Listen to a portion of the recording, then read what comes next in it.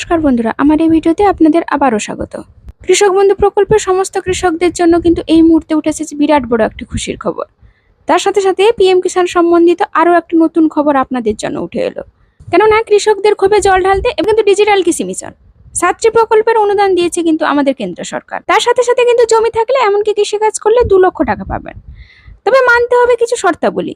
তাই কিন্তু বন্ধুরা আজকের এই ছোট্ট ভিডিওটি আপনাদের জন্য খুবই গুরুত্বপূর্ণ হতে চলেছে।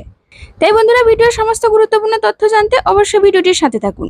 আর যদি ভিডিওটি ভালো লাগে অবশ্যই কিন্তু একটা ছোট্ট লাইক দিয়ে অবশ্যই সাপোর্ট করবেন। আর যে সকল বন্ধুরা আমার এই ভিডিওটি প্রথমবারের জন্য দেখছেন তাদের বলবো অবশ্যই চ্যানেলটিকে সাবস্ক্রাইব করে রাখুন নিত্য নতুন তথ্য জানার জন্য। আর যারা আমার চ্যানেলটিকে আগে থেকেই সাবস্ক্রাইব করে রেখেছেন তাদের জন্য অসংখ্য ধন্যবাদ। তো বন্ধুরা আজ হচ্ছে 6 সেপ্টেম্বর 2024 শুক্রবার। আজকে কিন্তু কৃষকদের জন্য কিন্তু নতুন তথ্য উঠে এলো। তো চলুন বন্ধুরা কৃষকদের সুবিধার্থে কিন্তু এবারে কেন্দ্র সরকার 7টি প্রকল্পের অনুদান করেছে। তার জন্য কিন্তু সরকার খরচ করবে 13,966 কোটি টাকা। দেশের কৃষকদের সুবিধার্থে 7টি প্রকল্প নিয়ে ডিজিটাল কৃষি মিশন চালু করতে চলেছে কেন্দ্র সরকার। সোমবার প্রধানমন্ত্রী নরেন্দ্র মোদীর পৌরোহিত্যে সোমবার কেন্দ্রীয় মন্ত্রিসভা 7টি প্রকল্প সম্বন্ধিত এই মিশন অনুমোদন করেছেন। এর জন্য কিন্তু সরকার খরচ করবে 13,966 কোটি টাকা। এই 7টি প্রকল্প নিয়ে ডিজিটাল জনপরিকাঠামো গঠনের উপর ভিত্তি করে ডিজিটাল কৃষি মিশন কৃষকদের জীবন ধারণের স্বাচ্ছন্দ্য বিধানে প্রযুক্তি ব্যবহার করবে।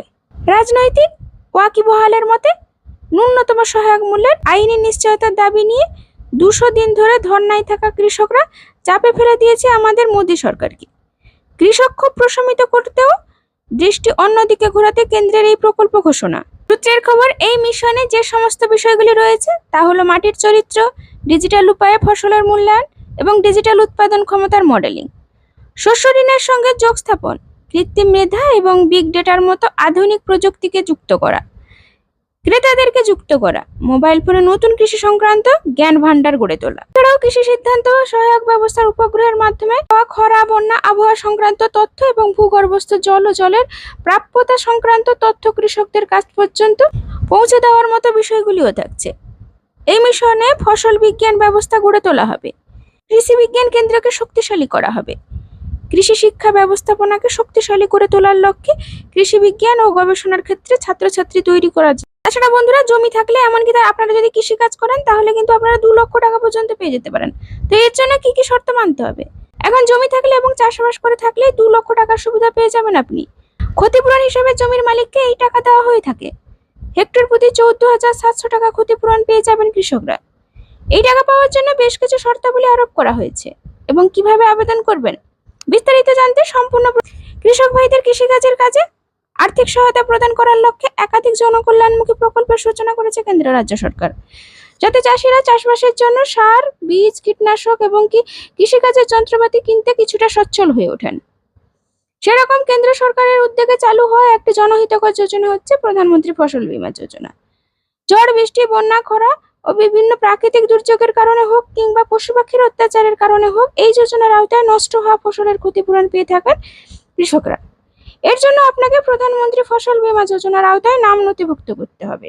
তো এর জন্য আপনার কি যোগ্যতার প্রয়োজন নিচেই লেখা আছে দেখুন। ফসল বীমা যোজনায় আবেদন করার জন্য আবেদনকারীর নামে নিজস্ব চাষযোগ্য জমি থাকতে হবে। খাজনার পরিবর্তে জমিতে চাষ করলে আবেদন করা যাবে না। আবেদনকারীকে অবশ্যই ভারতীয় নাগরিক হতে হবে। আবেদনকারীকে কিষাণ মিত্র সহায়তা সংগঠনের সাথে যুক্ত থাকতে হবে। এমনকি এই আবেদনের প্রক্রিয়াটা কি আছে, অর্থাৎ কি শর্ত মানতে হবে।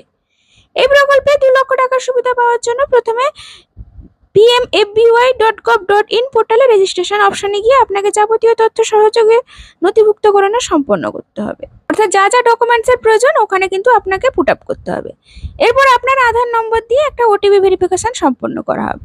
আপনার দেওয়া তথ্যগুলো যদি ঠিক থাকে তাহলে অবশ্যই নিশ্চিতকরণের জন্য অবশ্যই কিন্তু আপনার ফোন নাম্বারে একটা SMS বা মেল আসবে। আপনার তথ্যগুলো যদি গ্রান্টেড হয়ে যায় তাহলে সাইন ইন বাটনে মোবাইল নম্বর এবং পাসওয়ার্ড দিয়ে লগ ইন করা হবে।